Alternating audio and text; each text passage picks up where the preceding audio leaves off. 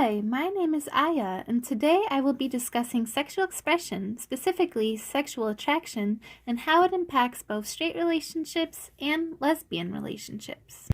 To begin with, the textbook states that sexual expression is a process through which we reveal our sexual selves. Sexual expression involves more than simply sexual behaviors, it involves our feelings as well. Sexual attractiveness is an important factor in sexual expression, but it varies from person to person what they find attractive or not. For heterosexual relationships, females prefer men who are healthier, slightly older than they are, stronger, and more physically fit.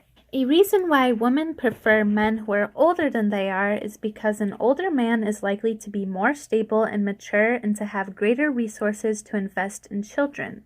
On a similar standpoint, this is exactly why women also prefer healthier and stronger men, because they are able to protect the family and be more of use to them. Males, on the other hand, prefer women who are younger than them for fertility purposes and who are also in good health. On a physical standpoint, the attractiveness between men and women actually vary depending on personal preference and culture. Things such as breast size, height and weight, eyes, genital shape, all vary from person to person. For lesbian people, they actually have much different sexual preferences to straight people. Many people have the common misconception that a feminine lesbian will go after a more masculine girl in interest, but actually, an ad made by actual lesbians in 1997 describing traits and partners said that 95% of the traits that the woman actively didn't want were in fact masculine. Lesbians fall into two main categories, femi and butch. There is of course a range and not everyone falls under completely one or the other. This, however, is mostly a style choice and not a sexual behavioral choice. Just because one lesbian is a butch doesn't mean that she does not act feminine, and just because one lesbian is a femi does not mean that she does not exhibit masculine traits. Only about 15% of all lesbian relationships end up in a more traditional role setting, and they actually prefer to split things evenly as a team. The same article states, assuming butch and femi women pair off, such couples would be in the minority of lesbian relationships. The traditional role misconception is that people tend to believe that two lesbians in a serious relationship will naturally fall into an either super masculine trait or feminine trait. This, however, as I've just said, is not the case. What both heterosexual people and homosexual people have in common for sexual attraction, though, is scent and symmetry. We are attracted to people with more symmetrical features. The face is something that is very noticeable to us. The more symmetrical the face is, the more attractive it will be seen as. Natural body scent mixed with lingering scents throughout the day also plays a huge role in sexual attraction. Some people, according to the textbook, report that they know right away from someone's scent that a person is for them or not. This is more subconscious since normal people don't go up smelling each other. However, if you enjoy someone's scent, it is likely you will have a stronger connection to them sexually. Next, I will be discussing the sexual strategies theory. This theory addresses that males and females face different adaptive problems in casual, short-term mating, and long-term mating scenarios. In short-term dating scenes, in a straight relationship, females tend to find a male who offers immediate resources to their current situation. This could be food or money and is more survival-based. In long-term dating scenarios, in a straight relationship, females tend to find a male who offers long-term resources instead that help for the future. Males, on the other hand, in a short-term relationship, go for more sexually available women. In long-term relationships, however, they actually avoid this type of woman and go towards a more meaningful relationship. The research has found that between men and women are a lot more picky with their mates, even short-term ones. In general, though, women are predicted to avoid short-term relationships and prefer long-term ones.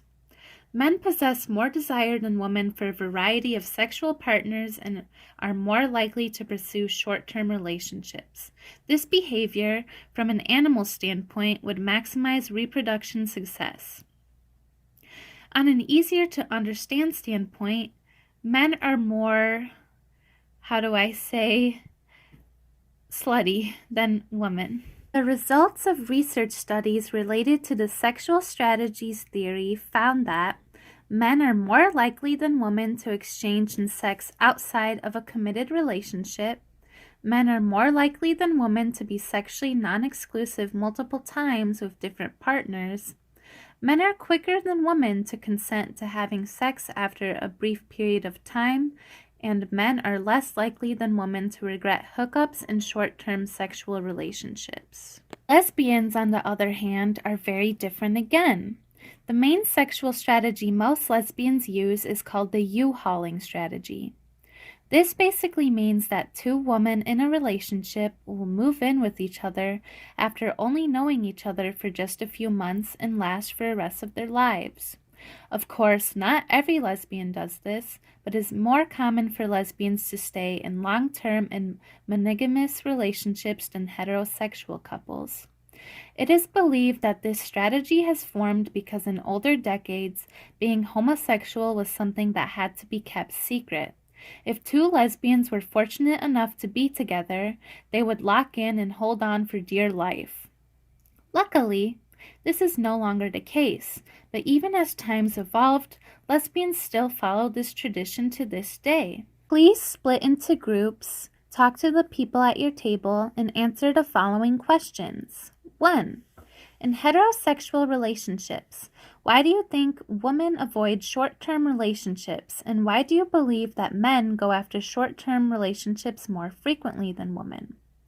And 2. Why do you think there are so many negative stereotypes on lesbian relationships? Could you propose a solution to resolve such stereotypes? When you are done talking about it, please stop talking so I can know when to continue and to listen to your answers.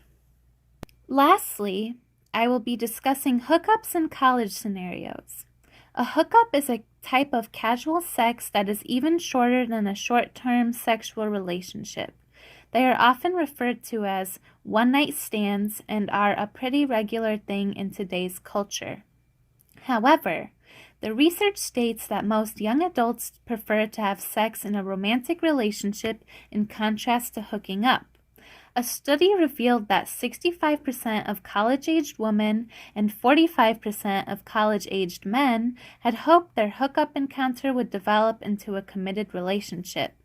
51% of women and 42% of men had even tried to discuss with their hookup partner the possibility of starting a relationship afterwards. So why do people hook up? Students claim that hooking up should be emotionless and used to fulfill lust for someone, and it is easier than an actual romantic relationship. However, it is proven to be very difficult to have emotionless sex, and negative outcomes can occur because of hooking up. Oftentimes we crave intimacy, and hookups don't feel that kind of adoration and love. How do lesbians perceive hookups and the concept of casual sex? Multiple studies that were done have actually concluded very similar results to heterosexual women and lesbian women. Both prefer long-term relationships and aren't as interested in hookups as men are. Both straight and lesbian women had very close results in desire for hookups and experience in hookups, and both scored lower than men. Here are my test questions and answers to them so you know how to answer them on the exam. Number 1.